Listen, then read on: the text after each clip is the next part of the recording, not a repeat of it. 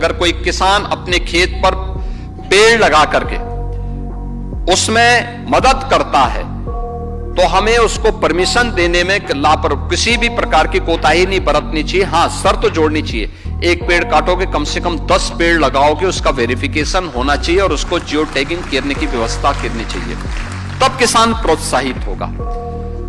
हमें अन्य विभागों के साथ भी बेहतर संवाद को आगे बढ़ाना चाहिए। और जो हम लोगों ने पहले इस बारे में कहा था कि विरासत वृक्ष घोषित करने की कार्रवाई, 100 वर्ष पुराने जितने पेड़ हैं उनको विरासत वृक्ष के रूप में आगे बढ़ाना। आप देखेंगे देश के अंदर सबसे पुराना वृक्ष कोई है तो यहां बाराबंकी में ही है, 5000 वर्ष पुराना उसका इतिहास है, इसी बाराबंकी में मौजूद है।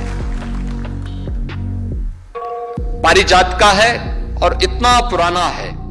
ऐसे ही मैं जब गोरखपुर में जाता हूं, हमारे मंदिर कैंपस में 2 पेड़ ऐसे हैं, यानी एक पेड़ जिस पेड़ के नीचे भारत सेवाश्रम संघ के संस्थापक स्वामी प्रणवानंद जी ने 1912 में, यानी आज से 114 वर्ष पहले दीक्षा ली थी गोरखमी पीठ में आकर के, उसी पेड़ के नीचे उन्होंने दीक्षा ली थी।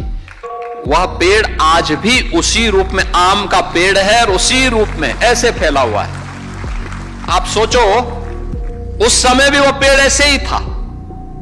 जो पुराने चित्र दिखते हैं, पुराने चित्र जो बने हैं उसी रूप में बने हैं। और आप आश्चर्य करेंगे कि उस पेड़ में आज भी एक ही पेड़ है, शाखाएं अलग अलग हैं और कई वैरायटी के आम आते हैं उसमें आज भी। आप सोचो 1912 में भी वह फल दे रहा था और आज भी फल देता है। कहीं मिलेगा ऐसा पेड़? यानी 1912 में भी फल दे रहा था, आज भी फल दे रहा है। मैंने अब उसके लिए एक वाटिका तैयार की, वहां पर उसको बचाने के लिए मेरे गुरुजी ने भी की थी कि उसकी जो टहनियां थी बहुत फैल रही थी, वजन पड़ रहा था, उसको सपोर्ट करने के लिए फिर उसको आगे बढ़ाया गया। सपोर्ट करने के लिए हम लोगों ने नीचे से उसको सपोर्ट दिया। आज भी वह वैसे ही पड़ा हुआ है, एकदम आध्यात्मिक वातावरण वहां देखने को मिलता है। ऐसे वहां पे कुछ पीपल हैं, बरगद हैं, एकदम ऐसे लगता है जैसे उनका आशीर्वाद हम सब के ऊपर ऐसे बरस रहा हो। आप सोचो कई पीढ़ियों को उन्होंने देखा है, कई पीढ़ियों को देखा है। ये विरासत के वृक्ष, इनका संरक्षण करना, इनको काटने से बचाना, ये हम लोगों को जागरूक करेंगे तो लोग जागरूक होंगे, इस अभियान के साथ जुड़ेंगे।